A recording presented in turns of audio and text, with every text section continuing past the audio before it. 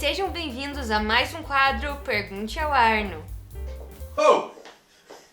Que é isso? Tá de sacanagem? Sai daí. Eu tô tomando tua xícara aí, não tem nem vergonha na cara, né, bicho? Só sem noção. Agora sim, sejam bem-vindos a mais um Pergunte ao Arno.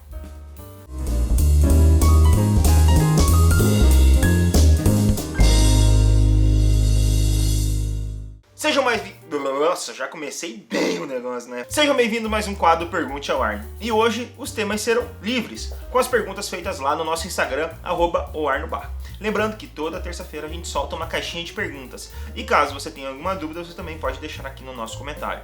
E por favor, curta, compartilhe esse vídeo, se inscreva no nosso canal e envie para pelo menos 3 amigos seus, que eu tenho certeza que as respostas que nós daremos hoje aqui, com certeza ajudará a vida deles. Então faça essa gentileza, não só para o nosso canal, mas também para esse seu amigo que você gosta bastante. E vamos aproveitar esse quadro, mais um Pergunte ao Arno. O Narcísio pergunta pra gente na nossa primeira pergunta de hoje: qual é o peso de um bom advogado em audiência para o sucesso do processo? Olha o naipe dessa pergunta, meu irmão. Sinistra, caramba! Caraca, Narcísio, muito obrigado por sua pergunta. Meu irmão, respondendo de forma bem objetiva aqui para você, o bom advogado ele é lapidado com o tempo, né? Quanto mais tempo de sala de audiência ele tiver, quanto mais tempo de carreira jurídica ele tiver, melhor ele vai ser. Não basta ser apenas um advogado técnico, um advogado bom em petições. Ele também tem que ser um advogado que tem especialidade ali na negociação, que tem uma especialidade ali na administração de emoções, porque a audiência ali é uma guerra, né? É uma guerra de ideias, mas você está ali na frente de uma trincheira, fogo cruzado toda hora. Então ele tem que ter, além de um conhecimento técnico muito grande, uma experiência na gestão de emoção, uma experiência na gestão de pessoas e principalmente conhecer sobre cálculos trabalhistas. Porque se eventualmente o juiz ou a juíza ali do caso, ou a parte contrária, vier com uma proposta de acordo e ele não souber fazer o cálculo que o cliente dele precisa ali, seja em prol da empresa, seja em prol do empregado, ele vai acabar prejudicando o seu cliente. Então, esses são os requisitos, ao meu ver, para um advogado. E nada mais do que o tempo para fazer com que um advogado que está iniciando na carreira trabalhista seja um bom advogado ali no decorrer do tempo. Narcísio, muito obrigado por sua pergunta. Um grande beijo para você, meu irmão. Nossa segunda pergunta veio do Fernando. Empresa não cumpre convenção coletiva quando fornece plano de saúde. Dá para pedir indenização substitutiva? Vamos lá. Vou responder essa pergunta aqui por partes. O que é uma convenção coletiva? A convenção coletiva é aquela negociação feita entre o sindicato das empresas e o sindicato dos empregados. E essa negociação de direitos surge uma convenção coletiva. O que a convenção coletiva é, ao final das contas, nada mais é do que uma ata ali com vários termos contratuais que vinculam, que obrigam a empresa a cumprir determinadas situações e que também obrigam o empregado a cumprir determinadas situações. Se a empresa não cumpre a convenção coletiva com o plano de saúde, a gente tem que ver alguns fatores aqui importantes. Primeiro, se a convenção coletiva ela não traz a necessidade de um seguro substitutivo, ali por exemplo, a empresa não paga plano de saúde, mas dentro da empresa ali tem uma questão de algum seguro de vida, ou até mesmo ali dentro da empresa tem algum tipo de seguro para situações internas ali, por exemplo, aconteceu algum acidente de trabalho na empresa, a empresa tem uma parceria com algum plano de saúde ali para ter atendimento imediato, ou até mesmo se o próprio empregado ele não assinou uma carta de renúncia desse direito, porque muitas vezes essas convenções coletivas elas trazem uma obrigatoriedade de uma coparticipação do empregado. Por exemplo, o empregado paga 40% do valor do plano e a empresa paga 60% do valor do plano, e aquilo fica condicionado ali ao termo do aceite do empregado. Se o empregado não aceita esse termo, ele não vai se falar em direito para indenização substitutiva, até mesmo em direito ao plano de saúde. Isso aqui em Curitiba ele é muito comum nas negociações coletivas onde são vinculados aos transportes. Aqui a gente tem a obrigatoriedade de plano de saúde desde que o empregado aceite a sua coparticipação.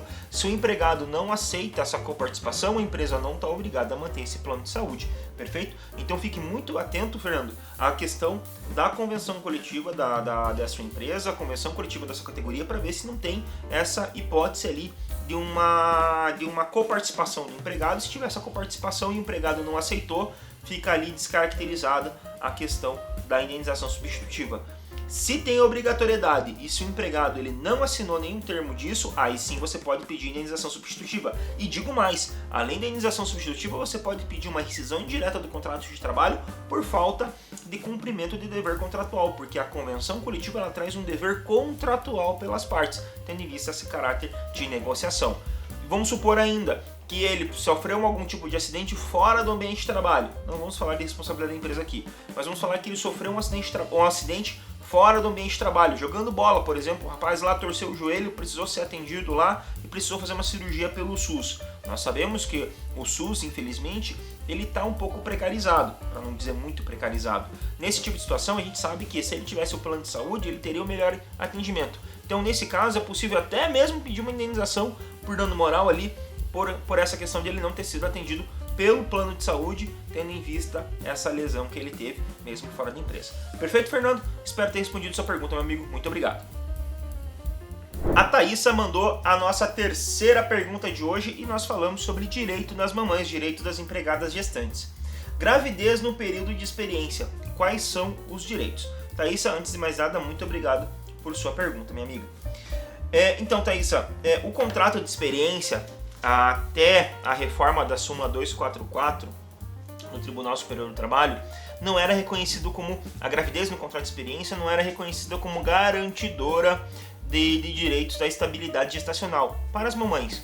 O que é essa estabilidade gestacional? A estabilidade gestacional é uma garantia de permanência do emprego para as mães, desde o momento da concepção da gravidez até 5 meses após o parto. Não é até o período da licença maternidade, é até 5 meses após o parto. Algumas convenções coletivas ampliam a licença maternidade até 6 meses ali, mas não, é até 5 meses após o parto, infelizmente. Arno, a criança nasceu prematura, até 5 meses após o parto. Então ali a gente tem um marco temporal de início e um marco temporal de fim dessa estabilidade. Nesse período, a mãe não pode trabalhar em ambiente insalubre ou perigoso, a mãe não pode trabalhar expostas a condições degradantes, a mãe não pode trabalhar em situações que possam prejudicar a gestação do filho, tá? E a mãe também tem alguns outros direitos, como afastamento ali por pelo menos 6 dias para tratamento médico sem a necessidade de apresentar o atestado médico. Então ali, se é para fins de gestação, ali por exemplo, exame pré-natal, alguma coisa do gênero, a mãe não precisa levar um atestado médico, porque ela já tem essa garantia por lei desse afastamento. Perfeito? Então a súmula 244 do CC, quando ela foi modificada, ela garantiu todos esses direitos que eu acabei de falar para as mamães. Então todas as mães do Brasil, no contrato de experiência, que engravidaram no curso do contrato de experiência, têm direito a essa estabilidade gestacional. Arno, por que tem esse direito? Porque o contrato de experiência nada mais é do que um contrato com um prazo determinado para ver se a empresa se adequa a empregado e se a empregada se adequa à empresa. Mas essa questão da estabilidade gestacional não é em prol da mãe, mas é para proteger a criança que vai vir ao mundo. Por isso, essa estabilidade no contrato de experiência é garantida por lei. Está lá nos atos das disposições constitucionais transitórias e fixado lá no preâmbulo também da nossa Constituição Federal. Perfeito? Arno, e se a mãe já foi contratada grávida ali, está nesse período de experiência, ela não comunicou isso para a empresa e qualquer coisa do gênero? Não importa. A jurisprudência maciça, a grande parte da jurisprudência já entende, a jurisprudência que são os julgados dos tribunais, né, já entende de forma pacífica que mesmo se tratando de contrato de experiência onde a mãe ingressou grávida na empresa, ela também faz jus a esse direito.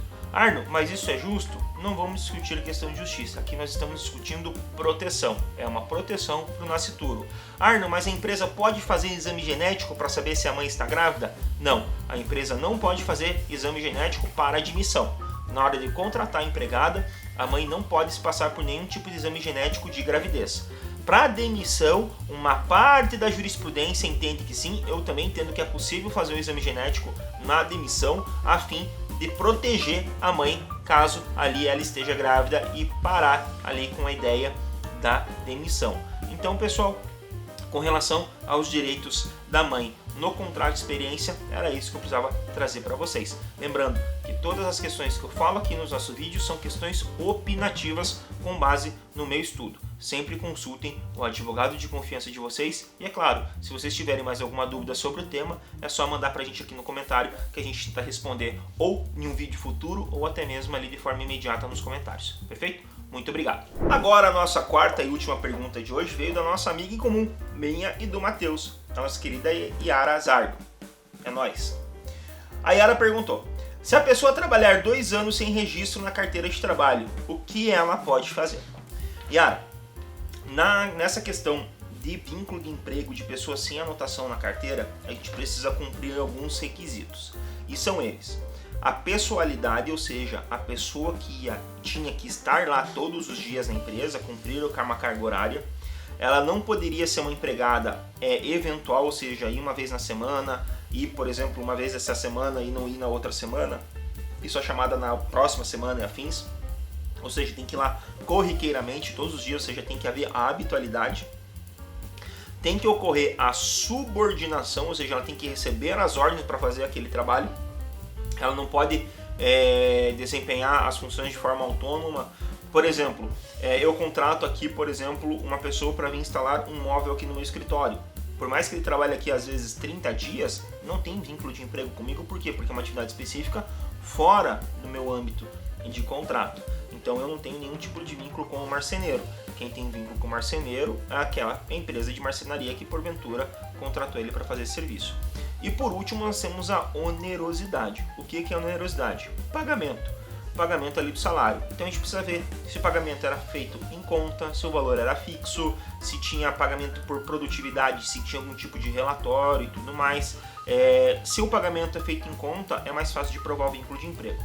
Entrando com ação judicial pedindo vínculo de emprego, esse empregado ou essa empregada que vai pleitear na justiça esse pedido de vínculo de emprego tem todos os direitos trabalhistas garantidos. Saldo de salário, aviso prévio indenizado, 13º. Nesse caso, o seu em específico aviso prévio é de 36 dias. Lembrando que, por uma nova regra do aviso prévio, a cada ano de trabalho a pessoa ganha mais 3 dias de aviso prévio. Então, 36 dias de aviso prévio, saldo de salário, aviso prévio, férias vencidas e férias proporcionais, 13º salário de todo o período contratual e FGTS mais a indenização de 40%.